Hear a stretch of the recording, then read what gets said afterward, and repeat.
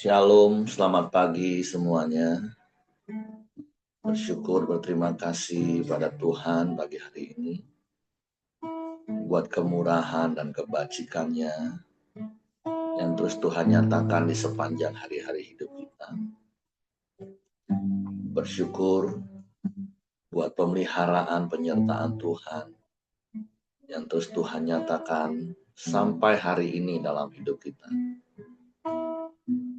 Dan pagi hari ini kita mau sama-sama menaikkan pujian dengan hati yang rindu, hati yang haus akan Tuhan. Sebab hanya Dialah sumber segalanya dalam hidup kita. Bapa, kami bersyukur, kami berterima kasih kepadamu pagi hari ini. Terima kasih buat sepanjang malam tidur nyenyak yang kau beri bagi kami. Dan pagi hari ini kami boleh bangun lagi dengan tubuh yang diberkati. Dengan kekuatan, kesehatan yang baru yang datang daripada. Terima kasih buat hari baru, penuh berkat, penuh kemenangan dan sukacita melimpah yang kau jadikan bagi kami. Hingga kami dapat nikmati bersama dengan Engkau, Tuhan. Suatu pagi hari ini kami datang kepadamu dengan hati yang rindu, seperti rusa yang rindu akan aliran sungai.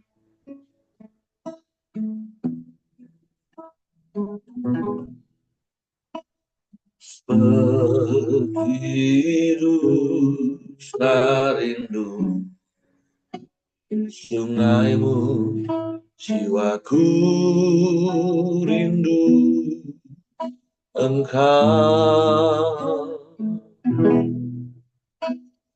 Kaulah Tuhan hasrat hatiku, ku rindu menyembahmu. Seperti rusa rindu sungaimu, jiwaku Engkau.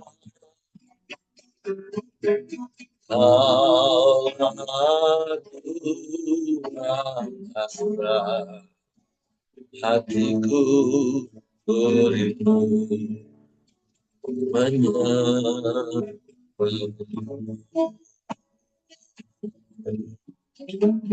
Engkau kekuatan dan perisaiku, kepada aku berserah.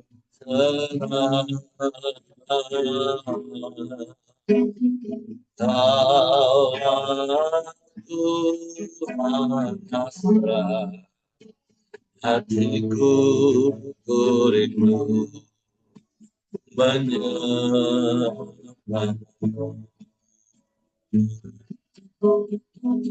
Yesus,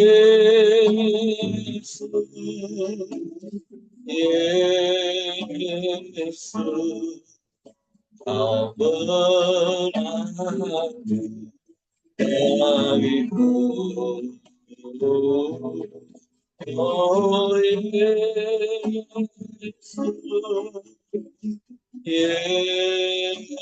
Yesus, kau segalanya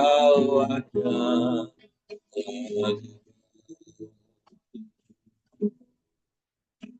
Seperti hujan itu, sungaimu, jiwaku rindu Engkau.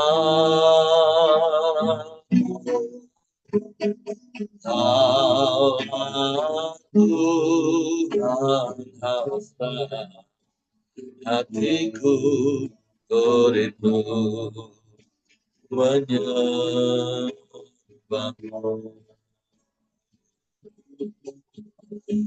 Engkau kekuatan dan perisaiku, kepadamu rohku berserah.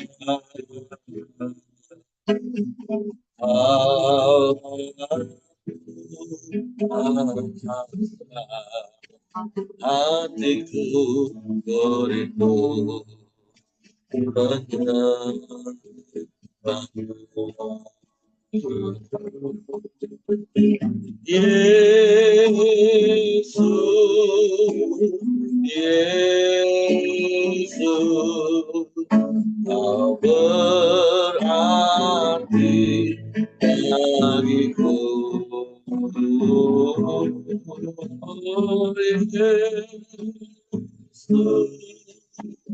Yesus, Kau segalanya bagiku. Engkau kekuatan, Engkau kekuatan dan perisaiku, kepada aku berserah. Kau Tuhan hasrat, hatiku rindu menyembahmu. Yesus, Yesus, Kau berarti bagiku. Oh, Yesus, Yesus, Kau segalanya bagiku. Yesus, Yesus, Yesus, Yesus, Yesus, Kau berarti bagiku. Yesus, Yesus, Kau segalanya bagiku. Kau segalanya bagiku. Kau segalanya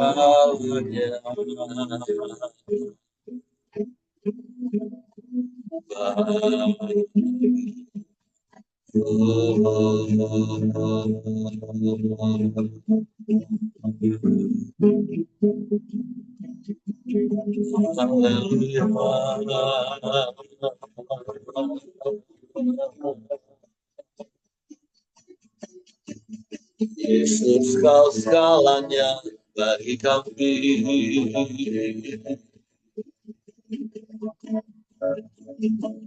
Yesus,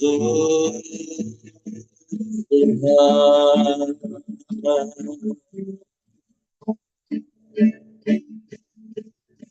Oh yang terutama, segalanya bagi kami. Kami rindu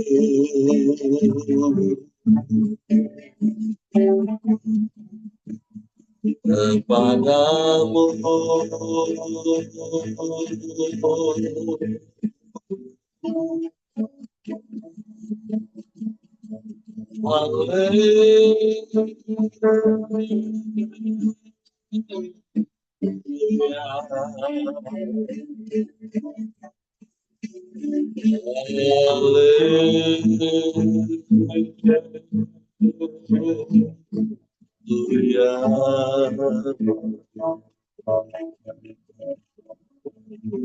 Seperti rusa rindu akan aliran sungai, demikianlah hati kami rindu kepadamu. Sebab Engkaulah segalanya bagi kami.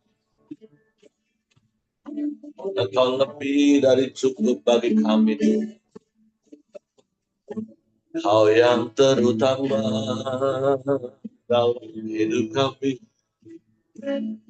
Kami bersyukur.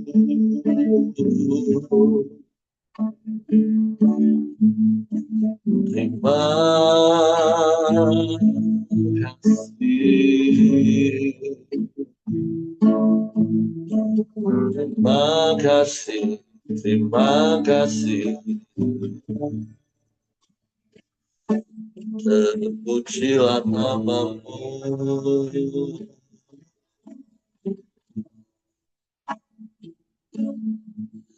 Terpujilah namamu, Yesus Tuhan.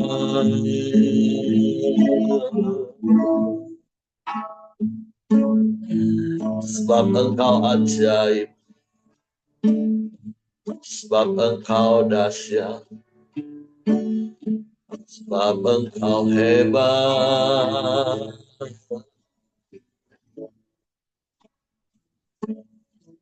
Tiada yang sepertimu, tiada yang lain, hanya Engkau.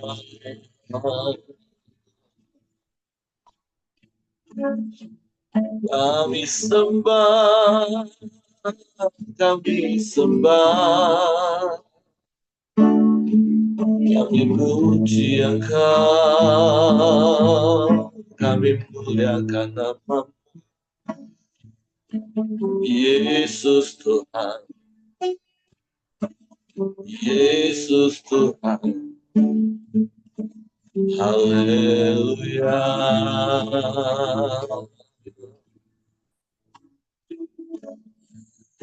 Engkau ajaib, Engkau dahsyat, Engkau hebat, Engkau luar biasa. Hati kami percaya kepadamu,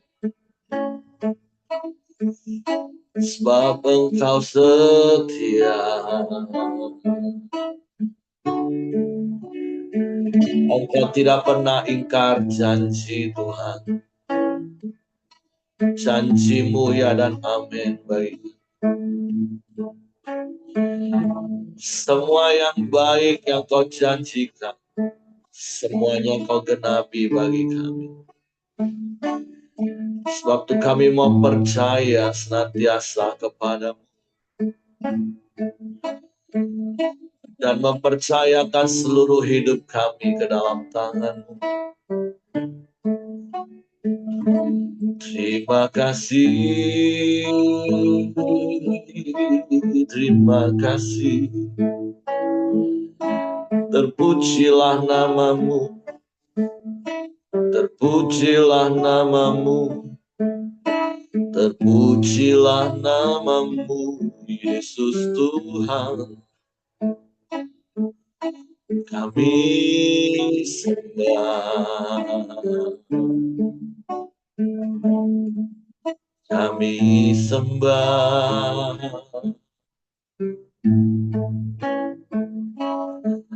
Tidak ada yang lain, tidak ada yang sama sepertimu. Hanya Engkau satu-satunya dalam hidup kami.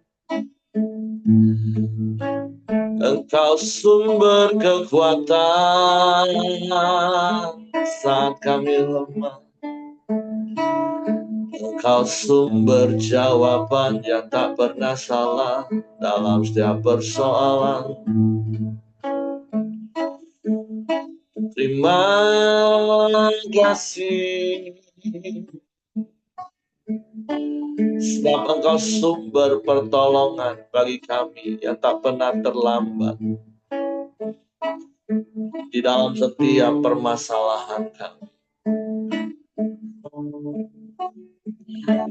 Terima kasih, terima kasih. Ajaib, ajaib, ajaib, ajaib Engkau Tuhan, dahsyat Engkau Allah. Tiada yang sepertimu,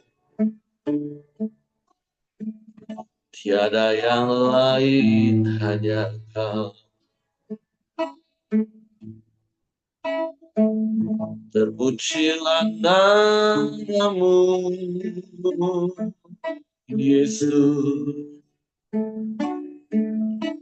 Terpujilah namamu, kami sembah Engkau, kami tinggikan namamu, sebab Engkau saja Tuhan, dan tidak ada yang lain.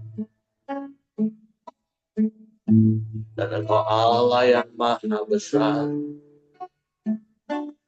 Sebab itu kami tak takut, kami tak gentar. Sebab Engkau Allah El Shaddai. Engkau Allah yang beserta dengan kami.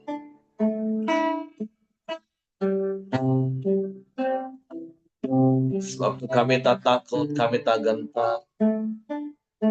Engkau yang menjaga kami. Engkau yang melindungi kami. Engkau yang memelihara kami. Engkau yang menghibur kami. Kami tak pernah sendirian. Sebab Engkau selalu ada. Sedetik pun Engkau tidak pernah meninggalkan dan membiarkan kami. Terima kasih. Sebab itu kami mau berkata dalam hidup kami. Tak usah ku takut, Allah menjagaku. Tak usah ku bimbang, Yesus peliharaku. Tak usah ku susah, Roh Kudus hiburku. Tak usah ku cemas, yang memberkatiku. El Shaddai, El Shaddai, Allah Maha Kuasa. Ya besar, ya besar, El Shaddai. Dia El Shaddai, El Shaddai, Allah Maha Kuasa. Berkatnya melimpah, El Shaddai.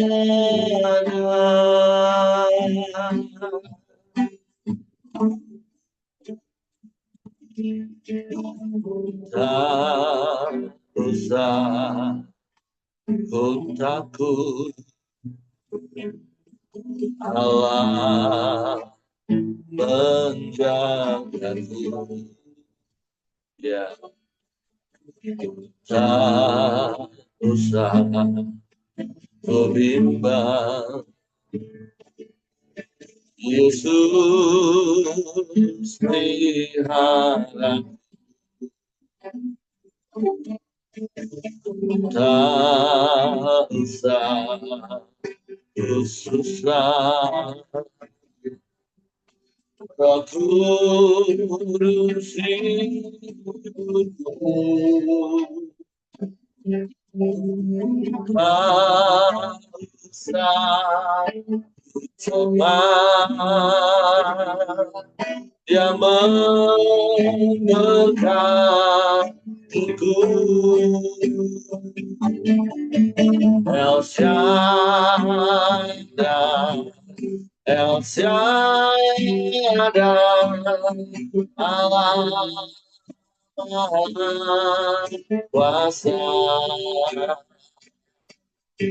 Dia besar,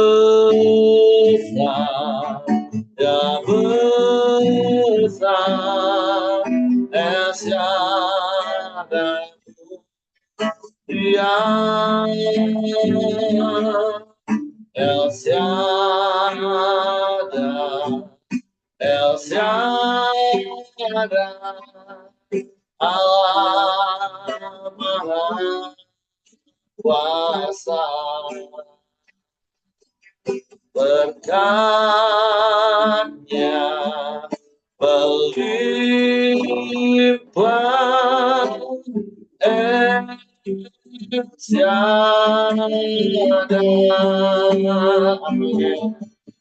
El Shaddai, El Shaddai, Allah Maha Kuasa, Dia besar, Dia besar, El Shaddai, Dia El Shaddai, El Shaddai, Allah Maha Kuasa, berkatnya melimpah. El Shaddai,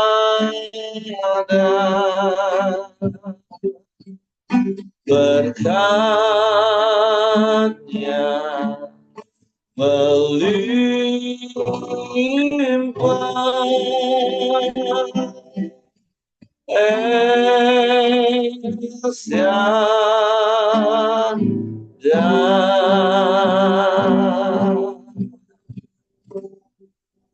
Engkau El Shaddai yang maha besar, yang menyertai hidup kami, yang menjaga hidup kami. Sebab itu kami tak takut, kami tak gentar. Sebab Engkau setia. Bapa, terima kasih. Biarlah janji-janji terus meneguhkan hati kami. Sebab itu pagi hari ini kami buka hati kami lagi hanya untuk firman. Roh Kudus, tolong kami untuk mengerti dan memahami firman. Sehingga kami percaya firman dan kami melakukannya dalam hidup. Kami sambut firman-Mu dalam nama Yesus. Haleluya. Amin.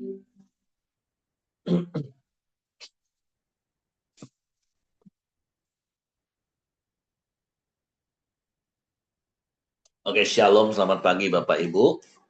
Hari ini saya menggantikan Ibu Leni karena tenggorokan beliau masih bermasalah, jadi suaranya agak hilang.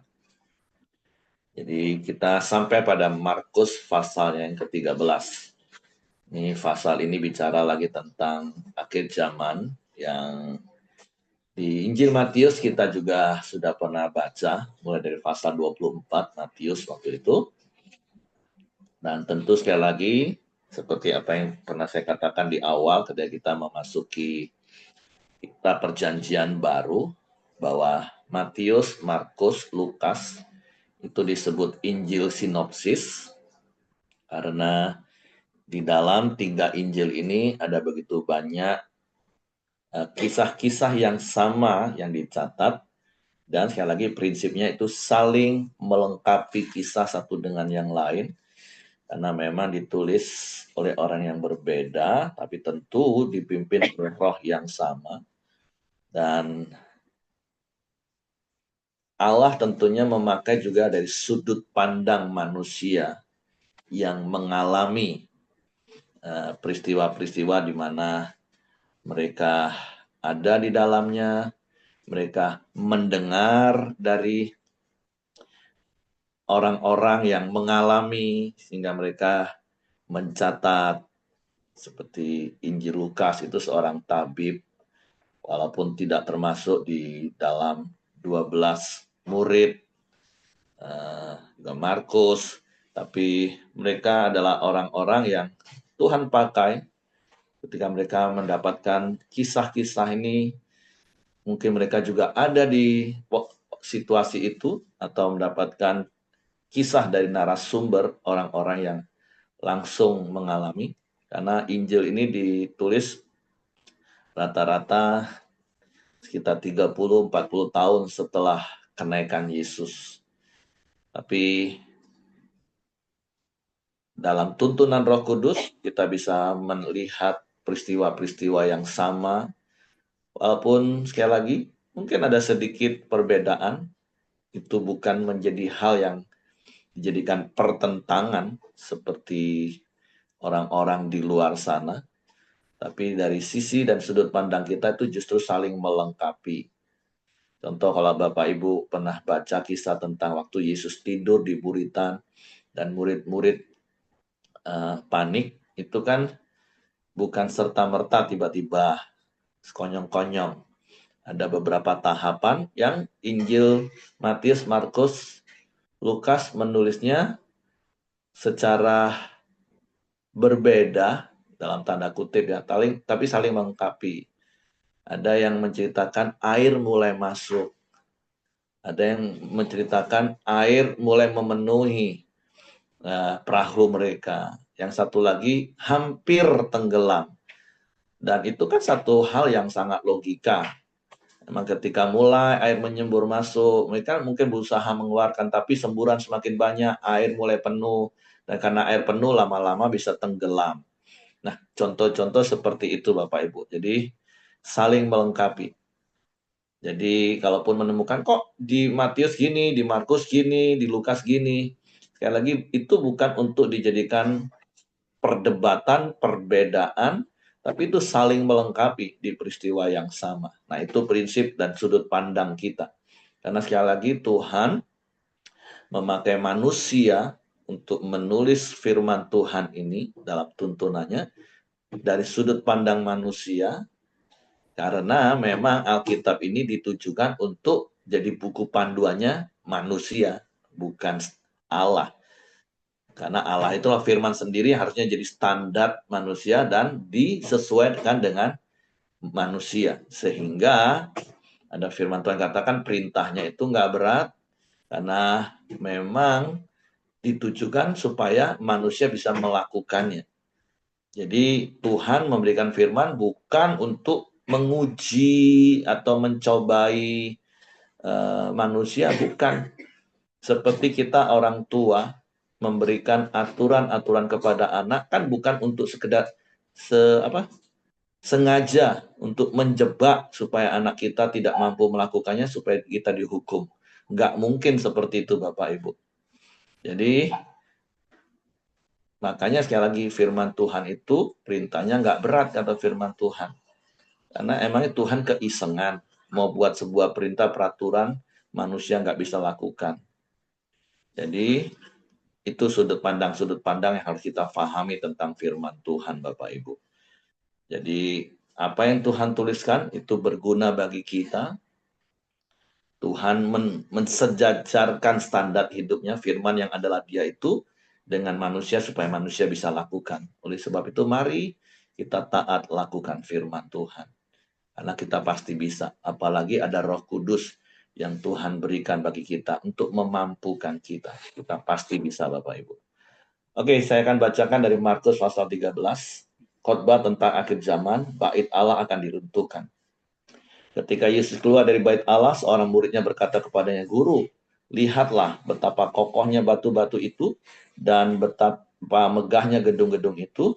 Lalu Yesus berkata kepadanya, "Kau lihat gedung-gedung yang hebat ini? Tidak satu pun batu akan dibiarkan terletak di atas batu yang lain. Semuanya akan diruntuhkan." Dan peristiwanya sudah digenapi tahun 70. Jenderal Titus meruntuhkan bait Allah itu dan hilang sampai hari ini. Makanya sampai hari ini sejak berapa puluh tahun yang lalu ada kabar orang-orang Israel ingin membangun lagi bait Allah ketiga dan posisinya adalah benar-benar di bawah salah satu tempat ibadah saudara tiri kita di pusat kota Yerusalem. Itu yang membuat seringkali bergejolak di daerah situ, Yerusalem kota tuanya. Karena di situ ada dua tempat ibadah yang terkenal bagi saudara tiri kita. Dan di daerah situlah sering. Karena memang di titik itulah. Walaupun kalau dulu dikatakan di bawah Masjid Al-Aqsa, tapi sekarang ada bergeser katanya di bawah Dome of the Rock-nya. Ya, tapi Tuhan tidak akan lagi bersemayam di bait suci buatan tangan manusia. Karena kitalah sekarang, tubuh kita ini bait Allah, di mana Allah berdiam. Jadi mari jaga bait Allah hidup kita ini, karena Allah berdiam di dalamnya. Selanjutnya permulaan penderitaan, ketika Yesus duduk di atas bukit Zaitun berhadapan dengan bait Allah, Petrus, Yakobus, dan Yohanes, dan Andreas bertanya sendirian kepadanya, "Katakanlah kepada kami, bila manakah itu akan terjadi dan apakah tandanya kalau semuanya itu akan sampai kepada kesudahannya?" Maka mulailah Yesus berkata kepada mereka, "Waspadalah supaya jangan ada orang yang menyesatkan kamu. Akan datang banyak orang dengan memakai namaku dan berkata, 'Akulah dia,' dan mereka akan menyesatkan banyak orang. Dan apabila kamu mendengar deru kabar perang dan kabar-kabar tentang perang, janganlah kamu gelisah. Semuanya itu harus terjadi. Tapi itu belum kesudahannya. Sebab bangsa akan bangkit melawan bangsa dan kerajaan melawan kerajaan. Akan terjadi gempa bumi di berbagai tempat dan akan ada kelaparan. Semua itu barulah permulaan penderitaan menjelang zaman baru. Tapi kamu ini hati-hatilah. Kamu akan diserahkan kepada majelis agama dan kamu akan dipukul di rumah ibadat dan kamu akan dihadapkan ke muka penguasa-penguasa dan raja-raja karena aku sebagai kesaksian bagi mereka. Tetapi Injil harus diberitakan dahulu kepada semua bangsa. Dan jika kamu digiring dan diserahkan, janganlah kamu khawatir akan apa yang harus kamu katakan. Tapi katakanlah apa yang dikaruniakan kepadamu pada saat itu juga, sebab bukan kamu yang berkata-kata melainkan Roh Kudus. Seorang saudara akan menyerahkan saudaranya untuk dibunuh, demikian juga seorang ayah terhadap anaknya, dan anak-anak akan memberontak terhadap orang tuanya, dan akan membunuh mereka. Kamu akan dibenci semua orang oleh karena namaku, tetapi orang yang bertahan sampai pada kesudahannya, ia akan selamat. Bicara tentang akhir zaman, tentu hari-hari ini kita sedang mengalami penggenapan dari ayat-ayat yang Yesus sampaikan. Ada deru perang, ada gempa bumi, ada kelaparan. Tapi Yesus katakan itu barulah permulaan penderitaan menjelang zaman baru. Artinya kan ada masa-masa menderita menjelang masa baru. Pemerintahan milenium, kerajaan 1000 tahun damai. Tapi tentu bagi kita, Yesus katakan, tapi kamu nggak usah takut. Di dalam kitab Wahyu, firman Tuhan katakan bahwa bagi orang yang tekun menanti-nantikan aku akan melindunginya pada hari di mana pencobaan itu turun ke atas muka bumi. Nah, ayat yang 10 katakan, tetapi Injil harus diberitakan dahulu kepada semua bangsa. Nah, kalau nggak mau lama-lama, kesulitan-kesulitan seperti apa yang dikatakan Yesus ini terus dialami, ayo Bapak Ibu, segera beritakan Injil kepada semua bangsa. Kalau ditunda-tunda terus, ya tambah panjang lah. Perang, gempa. Nah, pilihannya di tangan kita Bapak Ibu. Jadi mari seperti fokus gereja kita tahun ini, menabur dan menuai dengan sukacita. Yang highlight yang akan saya sampaikan terus sepanjang tahun ini, kabarkanlah kabar baik dengan cara yang baik, dimulai dari hidup yang baik. Jadi keluarga kita, saudara kita, teman kita, bahkan siapapun, dimanapun, mari Bapak Ibu beritakan Injil, yaitu kabar baik. Yang minggu lalu katakan Injil itu yang adalah kekuatan Allah. Jadi apa yang Yesus katakan hampir 2000 tahun yang lalu itu sudah digenapi dan akan terus digenapi sampai kepada puncaknya. Ayat 14, siksaan yang berat dan Mesias-Mesias palsu. Makanya kalau bicara khotbah akhir zaman ini, ya sekali lagi seperti yang saya pernah katakan, kan secara teologis ada 3 kelompok penafsir. Pre-tribulation, middle tribulation, dan post-tribulation. Ada sebagian yang mengakui bahwa rapture itu terjadi sebelum masa penderitaan, aniaya besar, 3,5 tahun itu. Ya puji Tuhan kalau hal itu yang benar, puji Tuhan. Tapi di sini dikatakan apa yang terjadi itu baru permulaan penderitaan itu. Ya, sekali lagi semua hanya tafsiran. Kita boleh berharap pre-tribulation, tapi jangan stres ngikutin standarnya supaya rapture kalau memang yang betul adalah pre-tribulation, atau ada faham middle tribulation. Jadi kita ngalami penderitaan kecil dulu, di tengah-tengah rapture, baru mengalami aniaya besar dan kita udah rapture. Tapi Bapak rohani kita fahamnya post tribulation. Artinya ya kita akan masuk masa itu. Tetapi percayalah sekali lagi, Wahyu juga katakan Tuhan itu mampu menjauhkan kita dari mata si ular tua itu, Bapak Ibu. Bagian kita fokusnya jangan takut dalam aniayanya, Bapak Ibu. Fokus kita itu perlindungan Tuhannya. Nah, itu yang harus kita tahu. Kenapa banyak orang yang takut dengar kata operasi contoh? Karena yang mengintimidasinya nanti pisau itu belah badannya obok-obok. Kenapa nggak fokus? Oh kan nanti ada dokter anestesi yang akan suntik dan aku nggak ngerasain apa-apa dan aku akan sembuh. Ada begitu banyak orang salah fokus dan itu justru mengintimidasi dalam hidupnya. Jadi jangan salah fokus Bapak Ibu. Harus tepat. Makanya bicara tentang akhir zaman, ada penderitaan ini itu, iya, itu akan terjadi. Tapi fokus saya bukan itu. Fokus saya janji perlindungan Tuhan bagi orang yang tekun menanti-nantikan. Nah, lakukan itu. Nah, iblis akan berusaha mengintimidasi, menakuti. Dan berkali-kali seperti khotbah saya terakhir, pola iblis itu nggak berubah. Jangan kena tipu lagi Bapak Ibu. Jadi come on, kita adalah orang-orang yang lebih daripada pemenang. Walaupun kita akan baca siksaan yang berat. Nggak usah takut, bukan itu fokus kita. Janji perlindungan Tuhan. Apabila kamu melihat pembinasa keji berdiri di tempat yang tidak sepatutnya, para pembaca hendaklah memperhatikannya. Maka orang-orang yang Yudea haruslah melarikan diri ke pegunungan. Orang yang sedang di peranginan di atas rumah, janganlah ia turun dan masuk untuk mengambil sesuatu dari rumahnya. Dan orang yang sedang di ladang, janganlah ia kembali untuk mengambil pakaiannya. Nggak ada gunanya lagi semua harta pada waktu itu Bapak Ibu. Bahkan kita pun tahu seperti yang ungkapan-ungkapan yang sering kali diungkapkan walaupun masih ada komanya. Uang bukan segala-galanya. Itu betul, tapi kadang masih ada komanya itu Bapak Ibu yang membuat stres sendiri, membuat takut sendiri.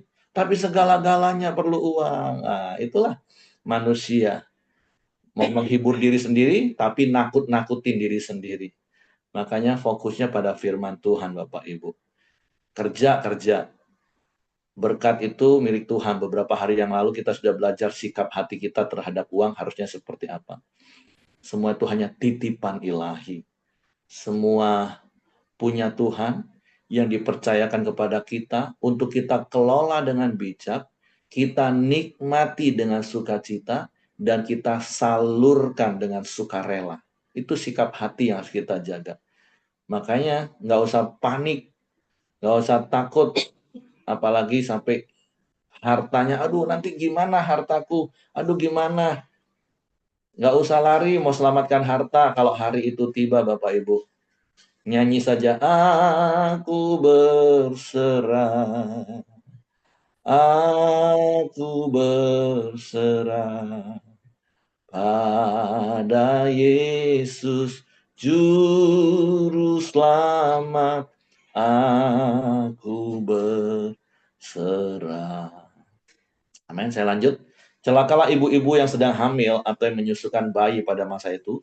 Berdoalah supaya semuanya itu jangan terjadi pada musim dingin.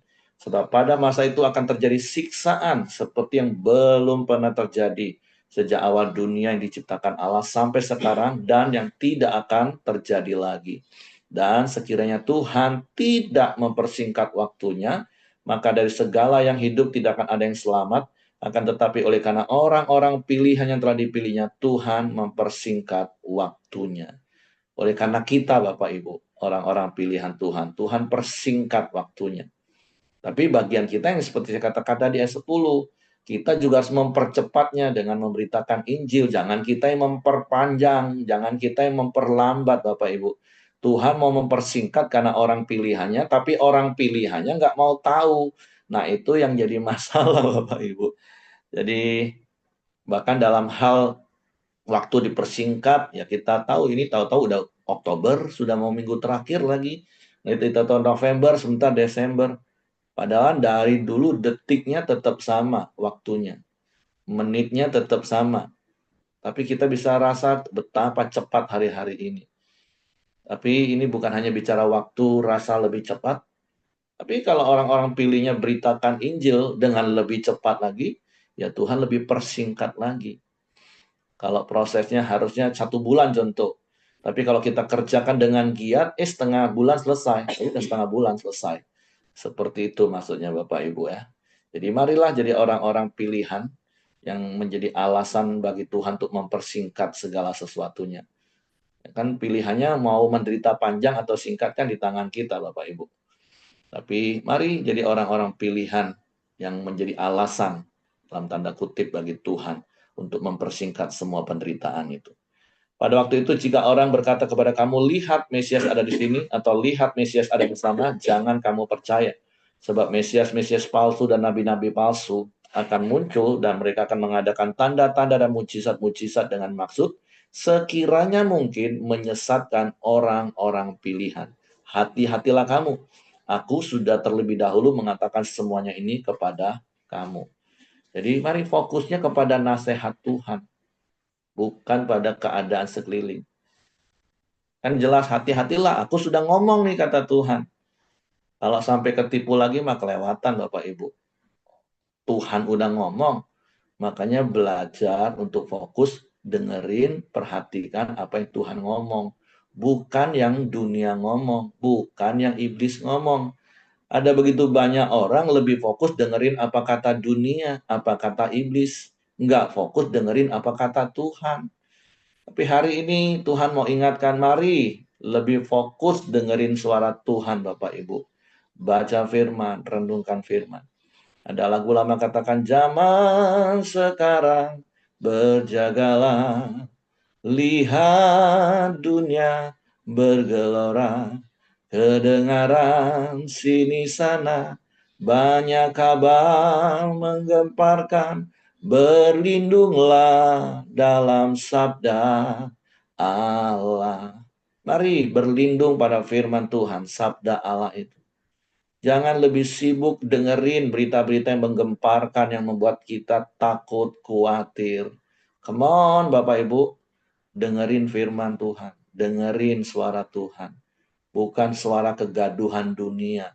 Yang inilah, yang itulah, aduh. Jadi ini nasihat firman pagi hari ini yang saya mau sampaikan. Lebihlah dengar firman Bapak Ibu. Jangan dengerin apa yang dunia sedang katakan. Apa yang sedang dikeluarkan suaranya oleh dunia tentang berita-berita. Yesus udah ngomong lebih dulu. Artinya apa sih kalau kita udah dikasih tahu, oh nanti akan datang seperti ini ya.